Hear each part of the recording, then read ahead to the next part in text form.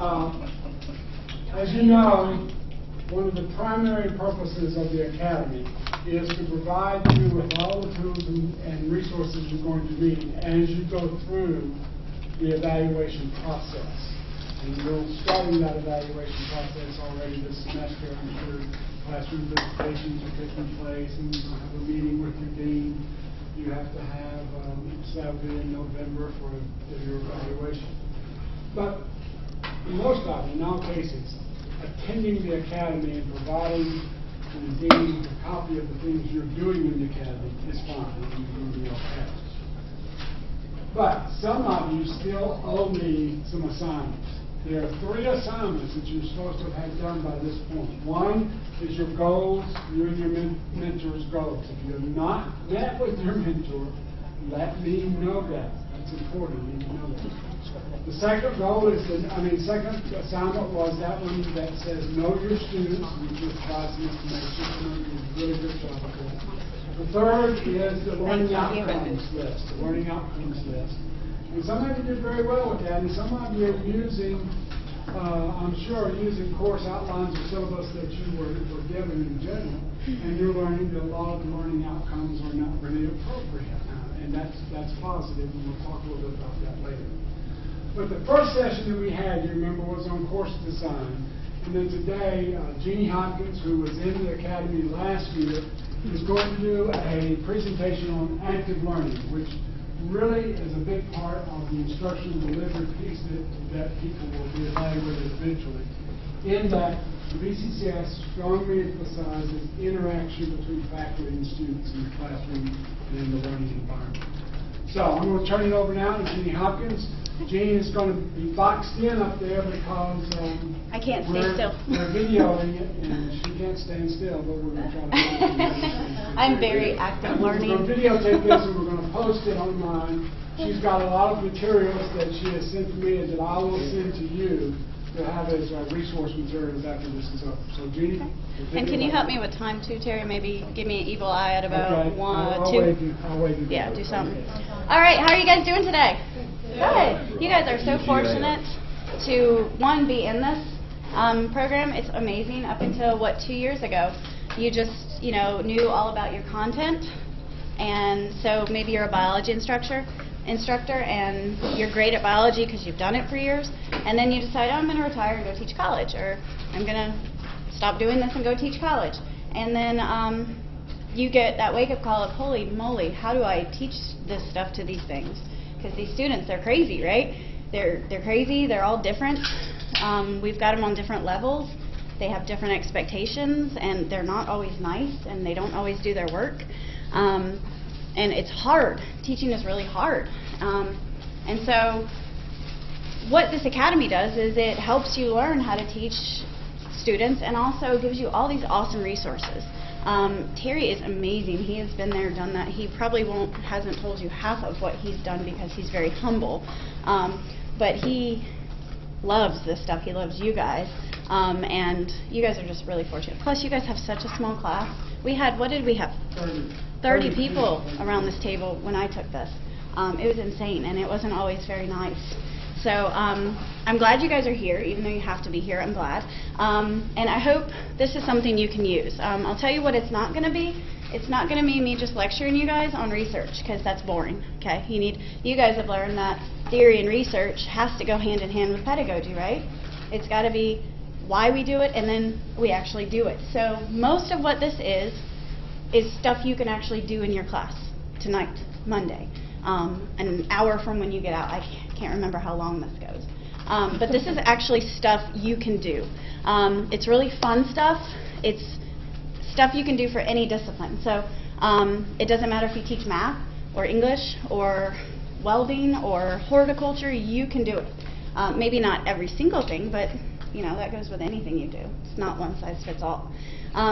So I'll tell you a little bit about me and what I do and what I've done, but not for long because you guys don't want to hear all that.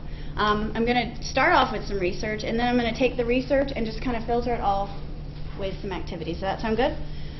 You guys, when it's uploaded, have quite quite a handout. I mean, I think it was like 16 pages when I was done with it, and it's stuff you can do. It's really good stuff. I'm really excited about it, so you guys have access to that. I'm also going to give you guys access, it's already on the handout, I believe, but I have a Facebook page for TCC for me as a teacher, and I have a YouTube channel, which you all do, whether you know it or not. You have a YouTube channel through VCCS. I'm going to show you how to get, which I use a lot of videos of me teaching or doing technology.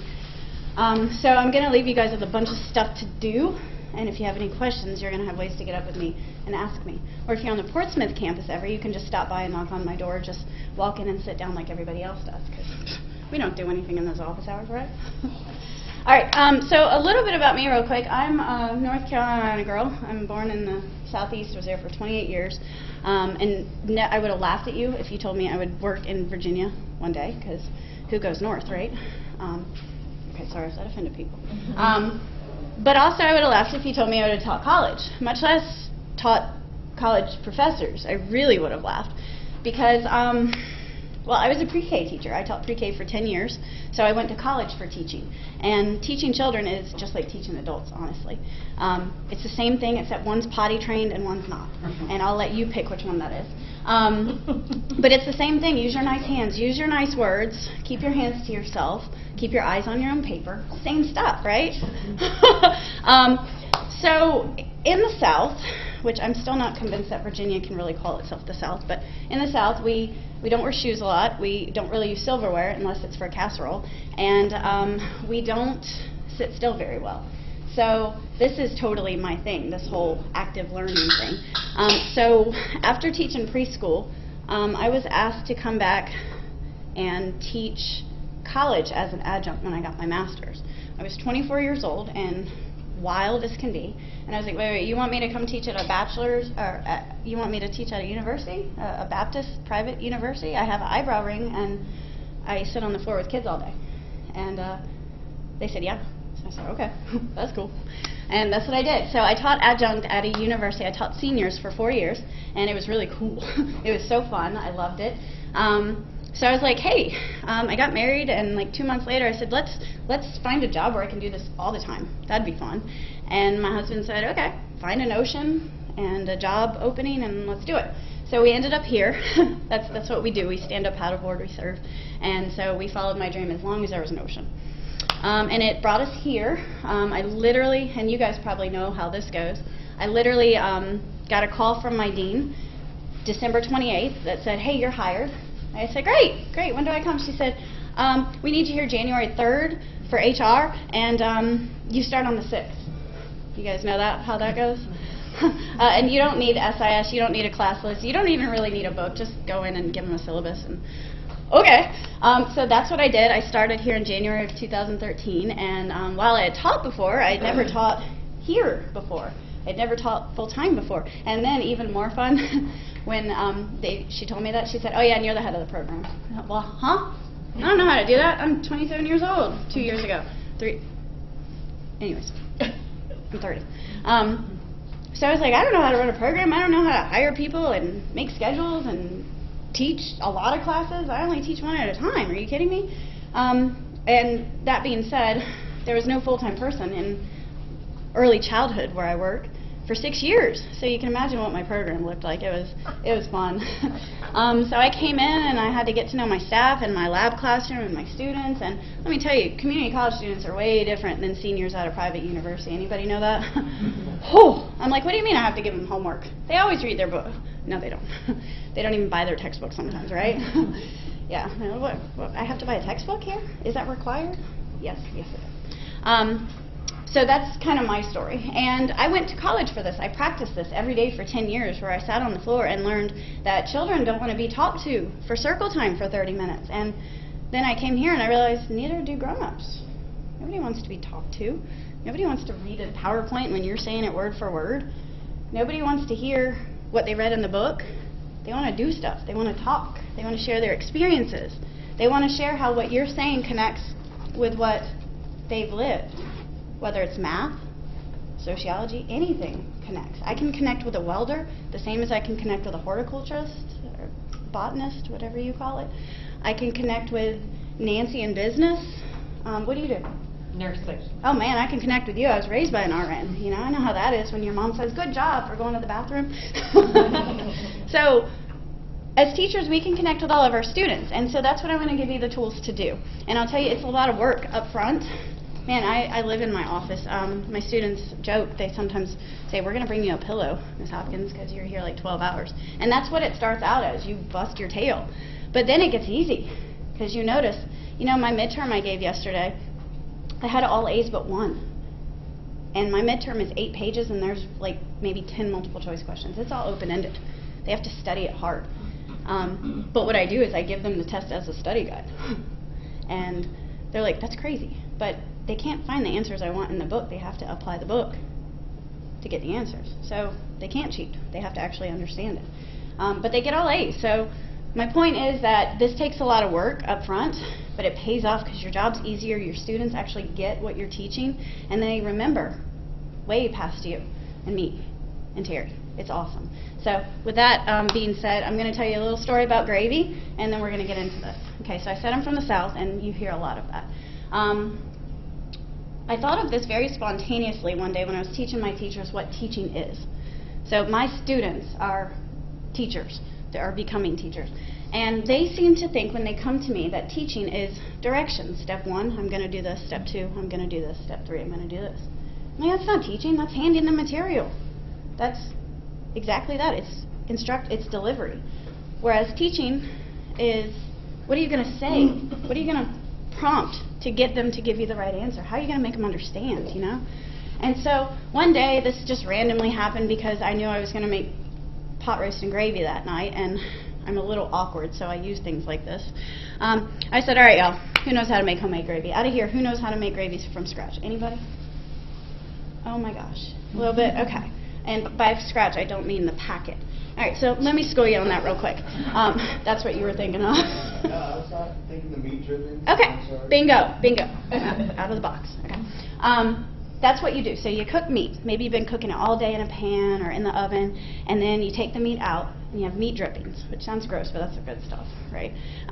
So you have all this meat drippings, and most people just throw it out, and some people put it down your drain, which you're not supposed to do. But Southerners, they add a little flour or cornstarch to it. What does flour or cornstarch do to anything? Thickens it. That's right, it thickens it. So that's how you make gravy. Meat drippings, you're like looking disgusted over here. Right? No, gravy is disgusting, but I make it differently. So you have meat drippings and something that thickens. I use cornstarch personally. Now, there's a trick to that. You can screw it up really easily. Okay, so if you just take the meat drippings and it's still on high heat, and you put cornstarch in it, anybody know what would happen? It's disgusting, and it turns into mush.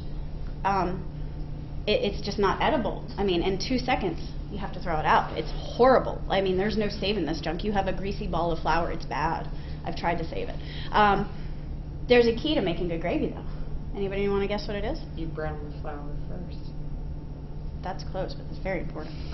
Get your mom to do it. That's good too, no matter how old you are. I still call my mom. You have to stir it, and you have to have the right temperature. Okay? So, what that equals out is interaction, stirring it, environment, temperature. If it's too hot, it's going to burn. If it's not stirred, it's going to bump, or it's going to be gross. So if it's not stirred, and if it's too hot, you have crap. Sorry. But if you have the right environment, and you have the right interactions, you get gravy that will blow your mind. Some of you guys are going to go home and make it, I know. It's awesome. It's really good. So that applies to us. What I tell my students is, you cannot have flour and meat drippings, because it's going to turn to mush. You've got to stir it. You have to ask questions. You have to elicit previous experience. You have to let them talk and do. I mean, who really likes to stand up here and talk for an hour and a half? I don't. I mean, I kind of love it, but it gets tiring after a while. But we have to let them talk and move.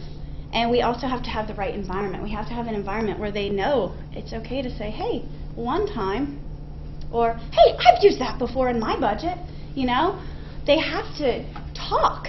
And so I always relate that back to my students. When they say, well, is this the right way to do a lesson plan? I said, I don't know. Were you stirring? And they know it every time. That's what I'm talking about. You have to move and ask and do, And you have to make it an environment where they feel comfortable talking, they feel respected, they don't feel like you're going to cut them off and be like, time's up, lecture time. Nobody wants that. Okay? So that's kind of my story to lead in, and that's something I think my students, even when they graduate, they come back to me, and they're like, I'm so glad you taught me about the gravy, because when I go into my student teaching, those teachers, Ms. Hopkins, they don't starve. It's awesome. So let me grab this. Is this wireless? No, it's not. Do we have a remote? I got it. All right. So I love this picture because when I hear students all the time in my class, when I first started, I was the PowerPoint person. I used the textbook PowerPoint, and I went through and I read it, and I was like, get it? And I'm like, yes, self high five, that was awesome. And my students was like this. How do we do it again? And I'm like, what? It's just been an hour and a half, you guys, really? Get with it. Then I realized it was me. Okay? So then I get in the elevator, and this is what I hear about teachers all the time. Y'all ever heard students say that? It doesn't have to be about you. I'm not judging here. I did this. But students are in the elevator in the halls all the time. Man, I don't even know why they get paid to do this. All they do is put a PowerPoint up, and they don't even know we get them from the textbooks. God, what would they say then? You know, I hear them all the time. I actually heard somebody on the way here say, that person said they had 3 jobs. I don't even know, why are they even doing this then? You know, because as you guys know, 70% of our faculty is adjuncts, so they do have other jobs. So they question, this is what they say when we're not around, and sometimes when we are around, they just have they don't care. So this is what we're trying to get away from, okay? You guys might have seen something very similar to this. You guys learned about Bloom's, yes? Bloom's taxonomy? It is the way in which we organize higher order thinking skills. This is very similar. It's not quite the same, but it's based off of that principle. These are facts based off of Bloom's. So we know Bloom's goes from lower order thinking, which is what? Knowledge. Yeah, knowledge, understanding. We assess that usually with multiple choice and very simple yes or no answers, true or false, to higher order, where they actually apply it. They evaluate situations. They can justify their answer, where they create new things based off of what they learn. So what this comes from an amazing book I highly recommend called How the Brain Learns. It's at the end of my PowerPoint, which I think will be available as well. It's called How the Brain Learns by David Salsa. It is in our library system at TCC. If it's not at your campus, they can deliver it right to your campus. And that is where this information came from. You can also Google it, which is much easier. But it says that only a very little bit of percentage of information we share through lecture students actually retain. There's been countless research studies that show when a student walks out of a classroom and they're asked questions about they learn very little, actually less than 10% if we just lecture. Isn't that crazy? Is that at any age? Any grade, any higher learning? That's a good question. This is based on adult learners. But from my experience and children being my expertise, I would say yes, but not research-based, but just yes. Because when I talk to kids for 10 minutes, they're picking their nose, they're pulling at each other, they're same thing college kids do when we talk at them, right? They lose it too. So one of my friends, if you've ever been to one of Mazel Pearson's workshops, he is at the Portsmouth campus, he's amazing. He actually broke this down into our 3 semester hours is 150 minutes per week that we actually have contact with our students. So a 3 semester hour class, 150 minutes. If you take, let's just for easiness sake, say lecturing is 5%. 5% of 150 minutes is not much. You math people can figure that out. That will not be me. But it's not much. How many is that? 7.5. 7.5 minutes that our students actually get what we're blowing hot air on. It's a shoe sale. Huh? It's a shoe sale. What's that mean? That's how I teach nurses, percentages. They can all shop. I get it. Right? If you do the percentage. Yeah. See, I do it by pizzas. That's all I got. That's the early childhood in me. We have 10 slices of pizza. Yeah. Same idea though, right? So 7.5 minutes, y'all, that's nothing. That's nothing they get. But if we have them read in class, not just tell them to do it at home and maybe they do it, it's 10%. The more hands-on they get, the more they retain. So then we have 20% when they can see that. Notice it says audio-visual. It does not say paragraphs of words.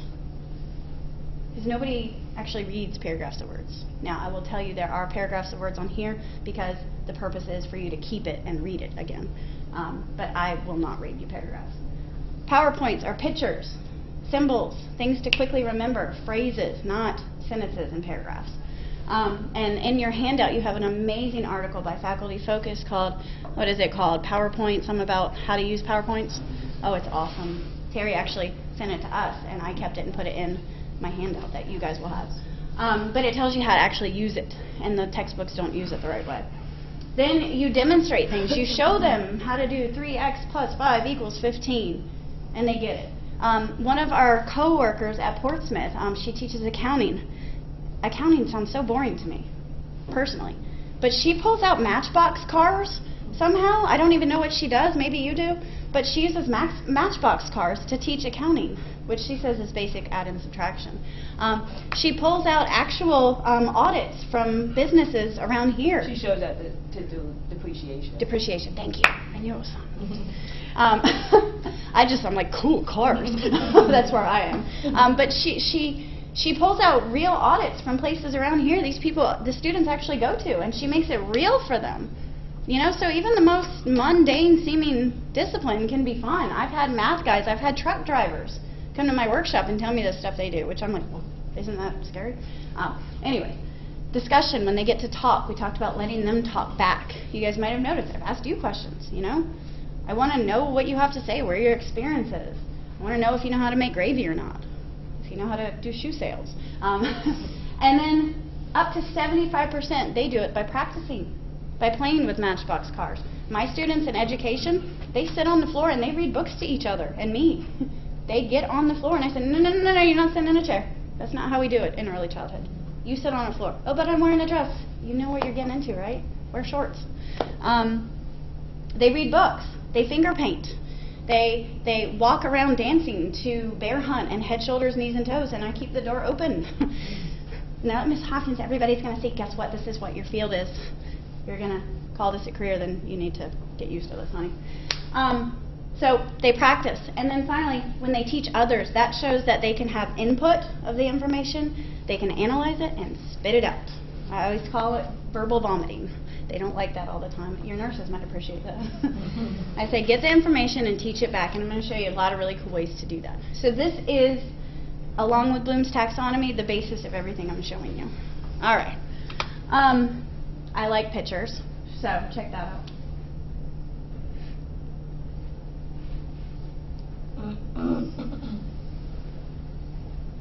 And this is what happens to our students all the time. And you guys might notice I keep saying our, because I'm not holier than thou. I sit right where you guys sit as full-time faculty. I teach the same students, kind of. A lot of times we think we teach good, they get it, and we're like, but I taught you how to do this. I explained it, I showed you, my office hours are open, but that doesn't mean they get it. One important lesson I learned this past year was that I can open my office up, I can open my email. I'm quick on email, he'll tell you. I even have a Google Voice phone to where they call a number and it goes to my phone and I can answer it or not, and they never know my cell phone number. And I open myself up as much as I can, but then they don't come to me. And then I say, why didn't you do this? They said, I don't know. And so I dug a little bit, and I had a student tell me I was never raised to ask. My parents always pushed me to the side and said, go find out yourself. And after I got done crying under my desk, I was like, not really, but I realized, wow. And I knew this, but not everybody grew up like me. Not everybody knows how to ask for help. Not everybody knows it's okay to ask for help, you know? We can tell them all day. Somebody can tell me to go rob a bank all day, and that doesn't mean I'm going to know how to do it, right? So these students, even though we're opening ourselves up to them, they might not always know how to ask. So we have to remember all their previous experiences are different. Okay? This is the only thing I'm going to say about PowerPoint. The rest is in the slideshow. I mean the handout. Okay? And this actually came from that. It says the only thing PowerPoint, it gets a bad name, is because it's all words, when we're really supposed to be using it for visual things. You're going to remember a picture a lot more than you're going to remember words, right? You're going to, if you see me in the hallway one day, you're going to remember gravy or the fact she's teaching in cowboy boots. You're going to remember something visual, not necessarily these words up here. And that's what our students do. Okay, so that's all I'm going to say. All right, lectures. One thing about lectures. Studies show that it has little to do with teaching, lectures. How about that? It found that, actually I already told you guys this, never mind. I get really excited about this stuff and I have it memorized. That is the actual source of after a student walks out of a lecture, that's the source that comes from, that's they only remember a certain percent. I like to back up everything I say with research, facts, black and white. So there it is. Nancy. I was going to add too that one thing about lectures is very similar to PowerPoints. If it's used effectively and it's engaging and you're asking questions in between and things like that, then it works. But not the one that you just do it talking, of course. And that's it. Exactly. And you're right. You're right. I, as you guys saw, when they said I had to stand still, I don't know how many of you guys heard that or saw my face when they said you have to stand in front of a computer. No, I can't do that. You didn't say I had to do that. I don't stand still very well. I don't even sit well. So that's just me. I'm a spaz personally, but students don't like to do it either. So let's move on. All right. There's two lessons that I want to kind of make. This is per se my thesis. All right. One is that the more understanding and meaning a student can attach to what we teach them, the more effective it's going to be. Okay. So anybody in psychology in here? Okay. You probably know this because of anatomy. What happens with our brain is there's these things, the neurons are connected with synapses. And it's like a gunfight going on in there. Okay. It's awesome. And what happens is we have experience here, experience here, experience here, and these synapses are firing between them, connecting them. Okay, and if you don't have some form of connection between them, by a certain age, they kind of just die off. It's a use it or lose it principle. In any psychology, you can Google that. And that's why they tell you children need to learn music, foreign languages, and sign language. I mean, I've seen babies that can sign milk and more and thank you, you know. But that works for adults too. If they can't connect something to it, those synapses stop firing and you have dead tree in your classroom. So this is really important. They have to connect meaning and understanding. So that's one point. The second point is that we have to engage them to keep those synapses firing. Learning is not a spectator sport. I think Marcia shared a lot about that last week, yeah? Wasn't she awesome, you guys? Did you guys love her stuff? I've never actually met her in person. I just know her from a screen, but she is a very wise lady. So learning is something that we engage in. One of my midterm questions is always, what does it mean to be a willing player? It means that you don't sit here and clap along with the kids while they dance and they do stuff. It means you dance with them. You do the chicken dance with them. You paint your feet with them. And that's what we do with our students. We don't sit at this podium. We do with them, right? When we're doing small group sessions, we walk around and listen to them, and we ask them open-ended questions like, how did you know, and why did you do this? Okay, so the students, they've got to talk about what they do, and they have to relate it. All right. We already went over this, but that's how it's organized. We are auto-default set at lower order thinking. What is the most common form of a test in college? Multiple choice. Scantron. Don't we love it? You just pull it right out of the instruction handbook. If you have a really cool text that gives you one, you pick what you want, you run it through the Scantron, and you just sit there and read a magazine while it's grading. It's easy. I guess. I've never done it, but I see people doing it, and it looks easy, and I think, man, why can't I do that? I want to do that. You know, Pam kills me with this whole Connect thing online. It grades for her on the computer in accounting. I'm like, man, that's nice. But it doesn't truly assess their higher order. Can they go out once you give them a degree and justify what they do? One of the questions I always give my students, I say, what happens when a parent comes to your preschool classroom and says, why do they keep playing with Play-Doh all day? You need to be teaching them how to read and write. They need to get ready for kindergarten. Well, first thing I teach them is you don't have to be ready for kindergarten. It's not even mandatory in the state. But two is that they have to understand why they do what they do to justify it. They have got to be able to articulate. Well, playing with Play-Doh develops their fine motor skills, which are muscles in here. When you run a marathon, you don't just run a marathon the next day, right? You train. You work your muscles. You work your endurance. If the children don't have fine motor skills to grasp a pencil in a tripod grasp, and they automatically grasp in a palmar grasp, they can't write, even if they knew their letters. They don't have the control yet. So I tell my students, you've got to be able to explain that. I don't want you to know what the book says. I don't even want you to use the words the book says, because parents don't understand that. You've got to be able to justify it and articulate it in a way people understand. And that's what I want. The book just helps with that. So, that goes for any profession. Alright, so now I'm going to give you a bunch of stuff to do. I may be talking fast because I'm giving you a lot of stuff. And you'll notice titles on the top. Those are each of the Bloom's words. So they're organized in lower order to higher order.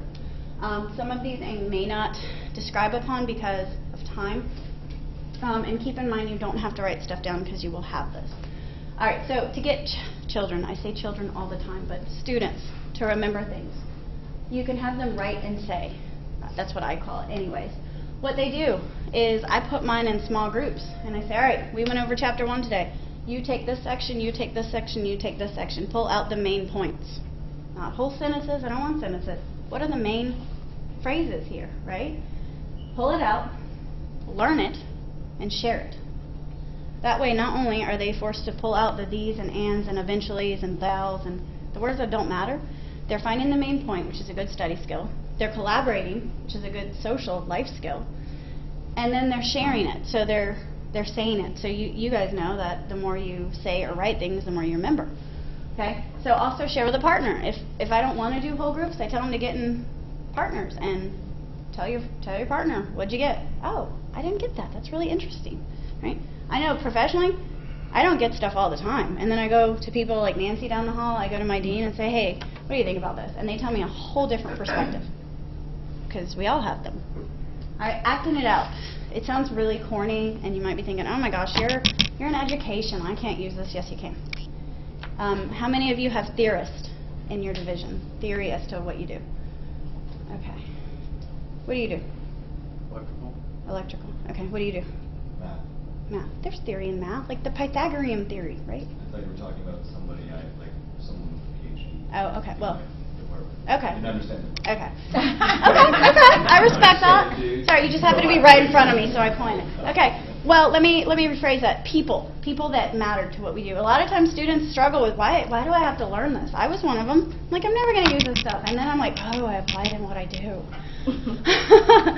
So, with that in mind, that's what we place charades in. Either people, or sometimes you have those lists of things they need to know. Whatever it may be, it would be a list that they can't remember because there's so many of them.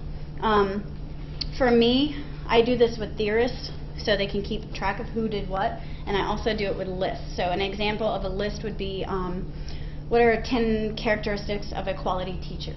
A list for business might be what, Nancy? I'm picking on you because I know you. What's a list? What are the characteristics for entrepreneurship? What are what for entrepreneurship? What are the characteristics for a successful entrepreneur? Okay. What are the characteristics for a successful entrepreneurship? So it's, not every discipline will have lists, but those are. So what you do is you take these things and you have them act it out. So I'll give you an example of how this played out. It was really funny. In my intro class, I had them do the whole good teacher thing, and they each have maybe 2 or 3, and they get in front in groups and they act it out.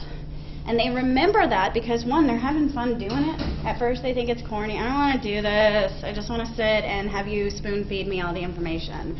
No, you're not doing that. So then they do it and they realize it's fun. And they remember it because, 1, they were a part of it. 2, they were active. And 3, it's visual. So one particular time I remember that was really funny is passionate was one of the characteristics.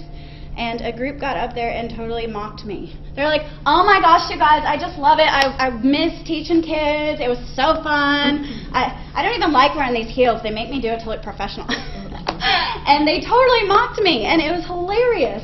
And we laughed, and they still remember that. And that was a year ago. But it related to them, and I remember it because they made fun of me. So that's we do that for all kinds of stuff. And lists are hard. You guys remember college? Who list? Oh. Okay, represent it. This is a visual thing. Now because I'm education, I have lots of paper and markers and pens, but we all have one of these, right? Hopefully. We all have a whiteboard? Yeah. And we hopefully all have markers. If not, go hit up your division office and take what you can. Okay? They can draw up here. They can get up here and draw pictures of math theories. They can draw pictures of anatomy theories. They can draw, I'm sure they can draw lots of pictures with electricity. I mean, I don't even know what that looks like. But they can draw pictures, and it doesn't have to be exactly what it is. You know, they can relate it in how it matters to them, how they understand it. I use post-it notes a lot, which is a different higher order thinking skill. It's the one where you compare and classify. So I might say, what's a professional? I'll pass out I'll pass out post-it notes to each person individually. And on each one, they'll write one characteristic. And that's step one. Step two is they get together as a group and they categorize all of them together. So now they're collaborating. They're saying, well, you wrote well-dressed and you wrote sharp. Is that the same or different? Yeah, it's kind of the same. And so they categorize it. And then they have to title it. So they're really pushed to think, what would we call all this? And then they present it to me. And it's awesome. I actually take pictures of them, their finished products, and post them on my Blackboard. They love it. And they're like, oh, there's me. And then they upload it, and then they share it on their Facebook. And that's what made me think, ooh, I'm going to make a Facebook. So now I put all their pictures and videos on Facebook, and then they share it easily, which boosts my program, boosts my enrollment, which is good for my job. And who doesn't love when somebody walks in your office and you're on Facebook and they look at you all dirty? I'm like, oh, no, that's my Facebook page for work, y'all. All right, photograph it. I love photographing because everybody has an iPhone or an Android or something with a picture. Oh, yes, we do have those older students all the time. They don't have to have one. They can get in groups with one. So I'll give you an example of how I do this. I do scavenger hunts. I was teaching a class on how to teach children math, science, and social studies.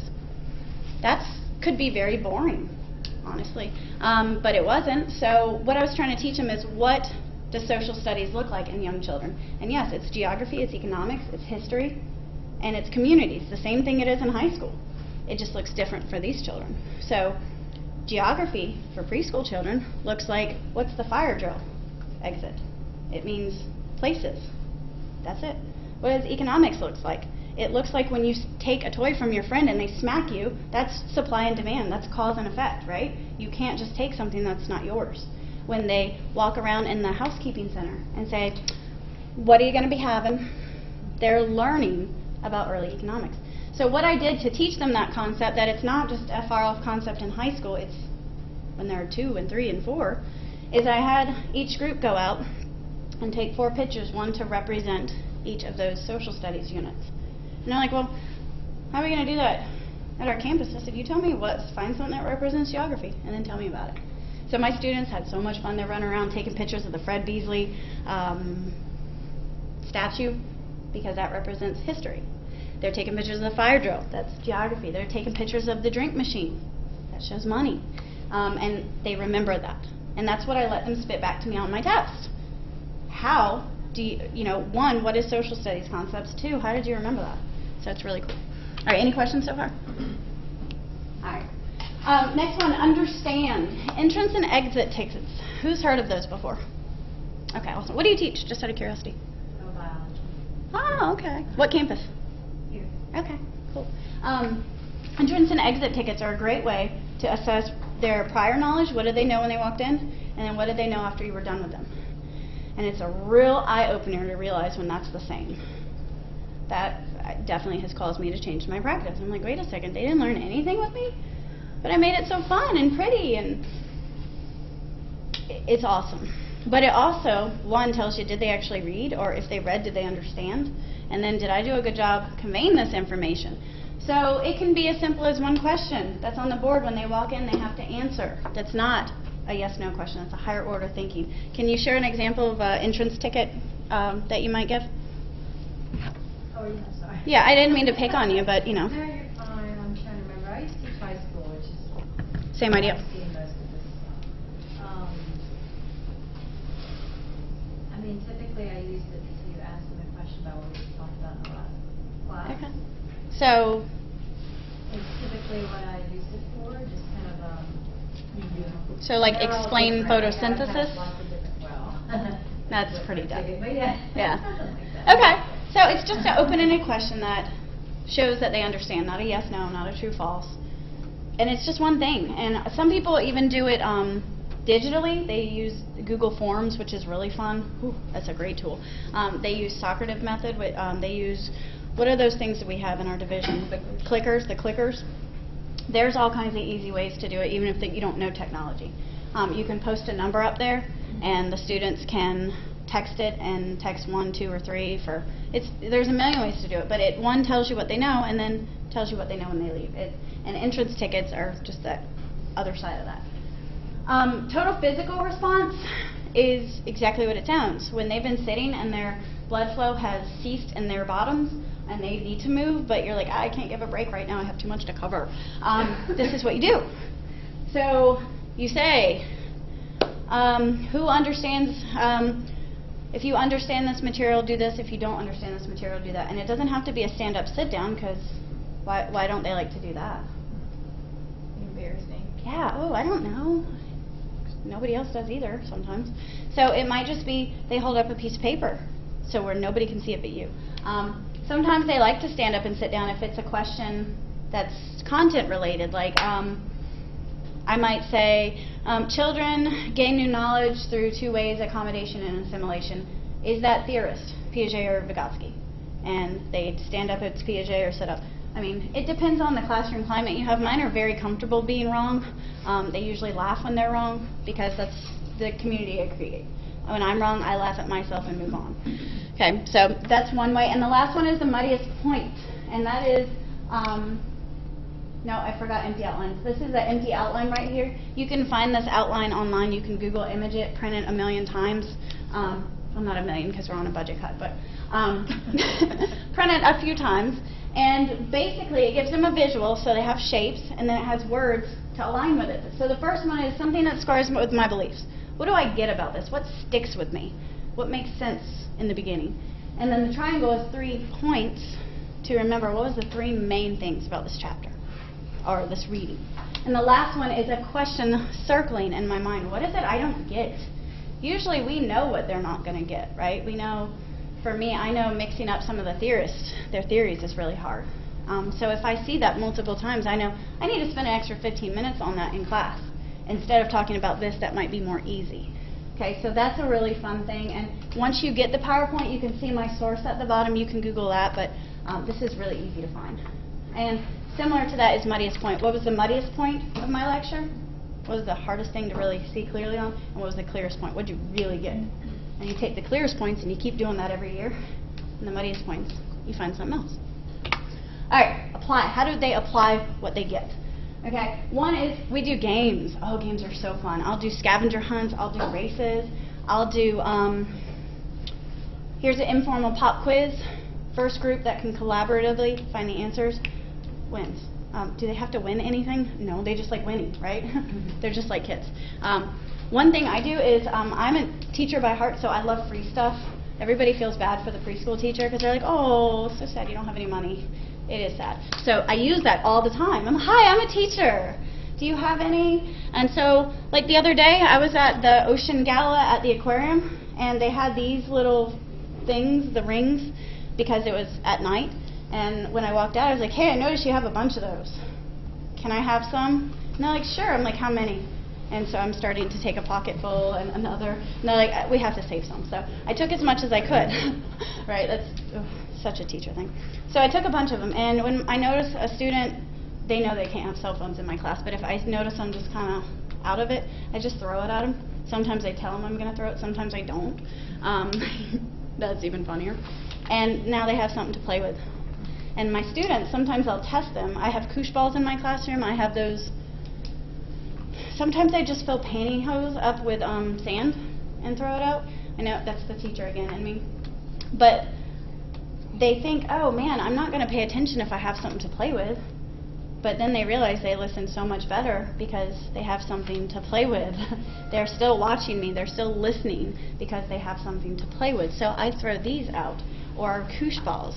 When I want to encourage them to do something, I do what any psychologist would tell you, positive reinforcement. Sometimes I give them extra credit for things that are above and beyond what I expect. Not what I expect, because, hey, y'all, I didn't get a cookie for driving the speed limit today. Did you guys?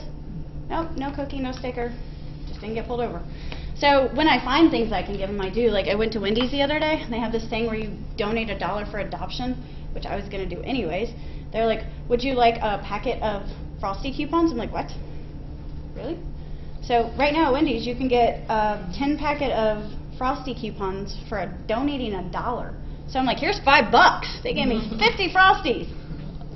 So a week. So I'm really big into advocacy, public policy. I want them to know who is out there running our government and fighting on behalf of children and their families.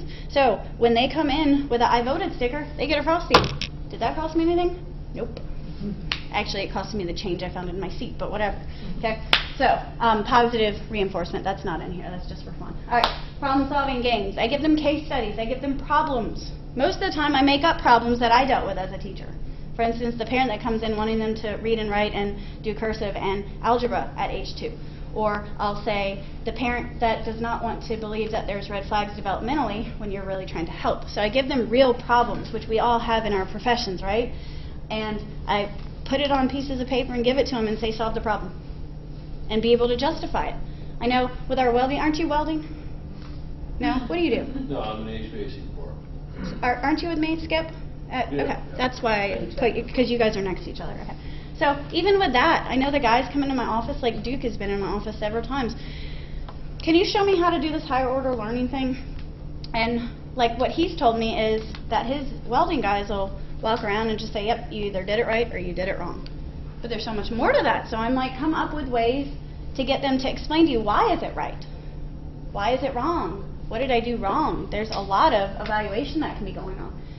So give them real life scenarios. Another one is role play. I do this with my theorists a lot. So I have 5 theorists. I've got Maslow, Vygotsky, Piaget. I'm going to stop now because that means nothing to some of you guys. But it's all in the book together, so it kind of all melts together, and it's just one big mushy thing they're never going to remember on the test. So what I do is I tell them ahead of time, hey, in class, you are going to become one of those people, and then you're going to be interviewed by your class. And they're like, well, who's going to be those people? Because they want to know who should study and who shouldn't. And I'm like, I don't know. So they all have to study. They all have to know what to do. And then in class, I randomly pick 5 people, and if they get all crazy, I just pick them from a hat. And I get my 5 theorists at the front of the classroom, and the rest to ask them questions. So at this point, now they've studied who the theorists are, they've come up with questions to help them understand about these people, and they've learned the answers. So I totally just tricked them. It was awesome.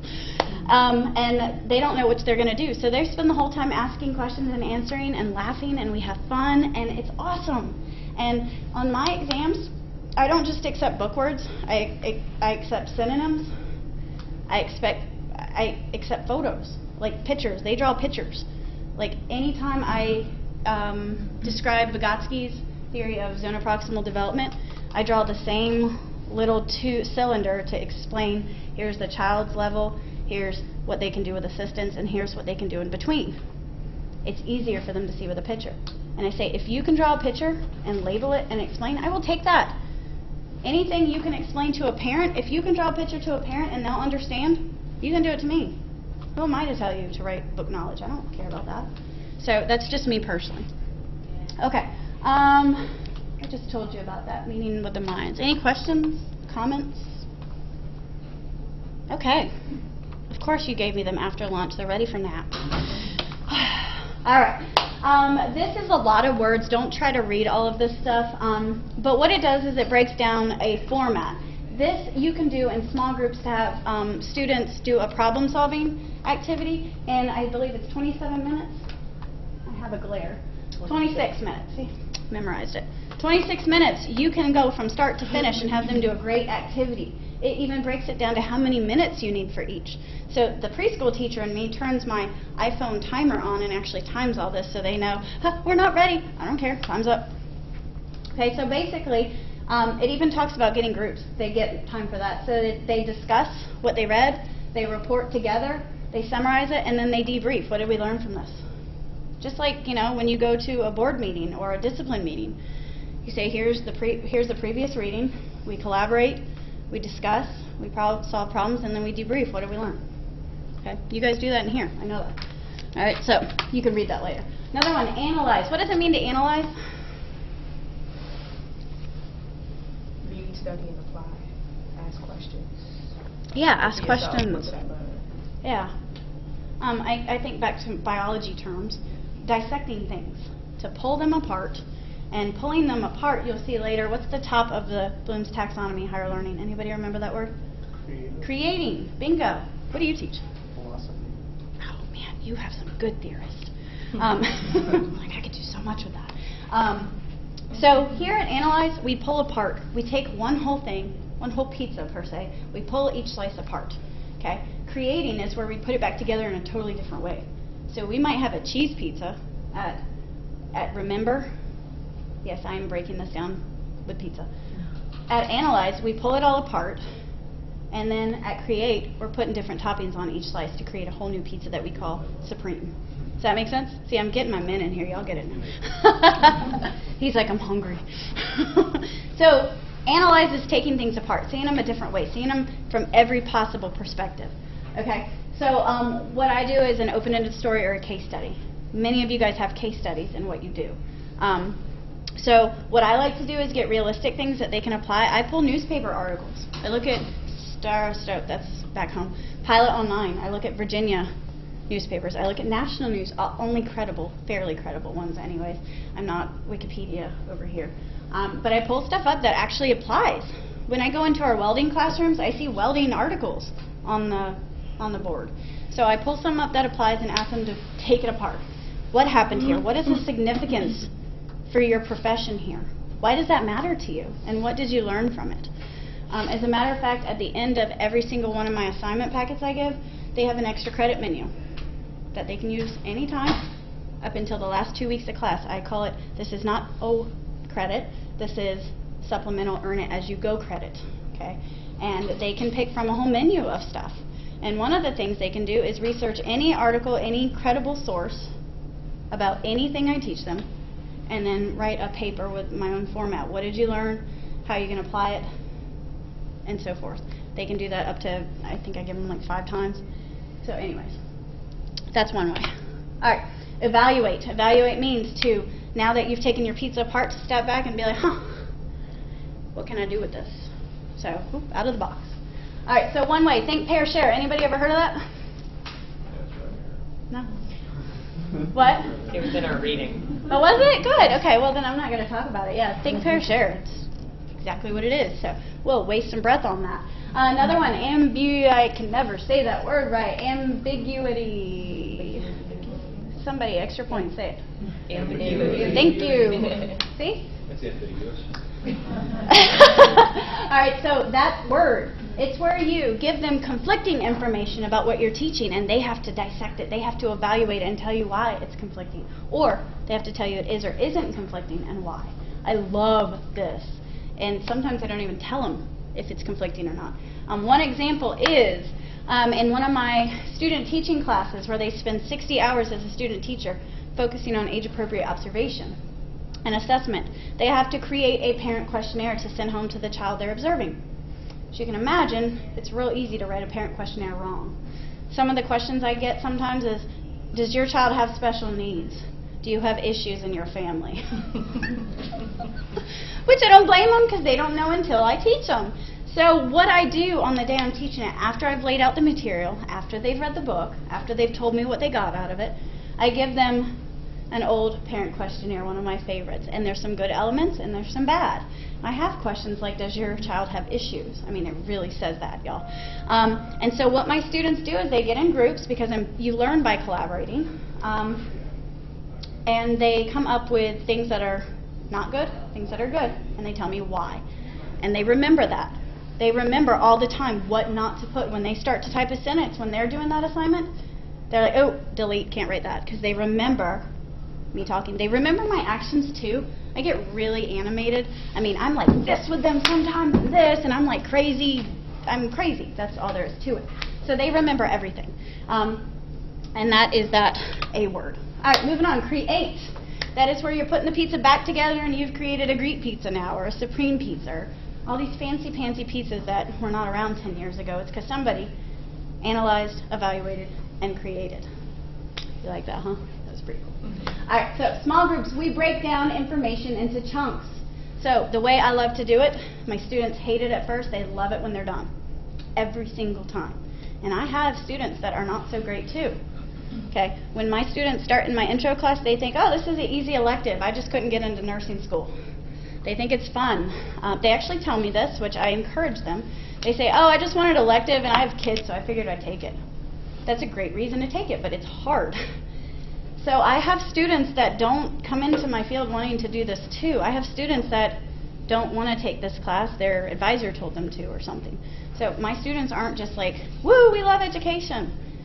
But they don't like it all the time. So I say, all right, you get this part of the chapter, you get this part, you get the other. Learn it, create a PowerPoint on it, and this is where I give them my Google Drive handout, how to use it. If anybody ever wants to teach their students how to use Google Drive, I have an awesome handout I created. I have a cover sheet of telling them how to get to their Google Drive, and then a tutorial on how to use Google Drive, and it's all scanned into a PDF I give my students. Because unfortunately, we don't have time to teach all that, right? We have to teach outcomes. We don't get to teach them technology that makes our life easier. So you're welcome to email me that email, and I will send it to you, or I'll just send it to Terry, and he can give it to everybody. Because I know you guys don't get many emails from Terry, right? So they create a PowerPoint. I teach them how to use Google Drive because they don't have to meet to do this PowerPoint. They can all get on one PowerPoint and work simultaneously or at different times and create one PowerPoint, and then they can add me so I can grade it. Or they can share it or download it and put it right into Blackboard, and I can grade it with the rubric I've already made. It's awesome. So they create it, or they do posters, they do something to spit it out, and then they teach it. So I sit back and I listen. And when they say something that is not quite right or I need to add on, I do that. I don't expect them to know everything. They're not experts. But they like it because it requires them to dig in and then spit out. And I encourage them to ask each other questions because it helps them understand, and it helps them understand because they're having to answer it. And then what I do is once they send me their PowerPoints, I put it online on Blackboard so they can always get it. So they have my PowerPoint or my whatever I'm giving them, slideshow, video. We do a lot of videos. And then they have theirs. Okay? And then they create infographics. Anybody know what an infographic is? Pictures with information. Pictures with information. Bingo! That's all it is. It's pictures with basic information, not sentences. Just cut through it. It is very right. So, and you don't have to have a certain program or app to do that. I teach them how to insert photo on Microsoft Word documents, and that's an infographic. Like, I don't know how to put words next to it. That's cool. Print the pictures out and write them. I don't care how it looks. So I have them do infographics for all kinds of stuff. When I'm teaching them how to teach children math, there's several math areas they learn. They learn early geometry by learning shapes in preschool. They learn early algebra by learning patterns. When you have triangle, circle, triangle, you're finding the missing piece, yes? Isn't that what you do in algebra? You find X? So I teach them to do all this, but their beginning point after they read is to find pictures that represent each of them and label them because it's how they remember. All right. So now what we're going to do, that's my information. You don't have to take it down. What I'm going to do is show you a couple ways that I actually implement this stuff. I actually use this stuff, and somebody asked me at convocation, I think it was, they said, how often do you do this stuff? I said, every day. And they looked at me like I was crazy. They're like, every day? I'm like, yeah, if I stood up here and talked the whole time, it'd be boring for me and them. And you can ask Nancy, she walks by my class all the time, and I'm like standing on tables and sitting on the floor, and literally I do the chicken dance. I'm always doing stuff. So I want to show you some ways I do that. Let me stop this recording real quick, and I'll show you. Is there any questions so far?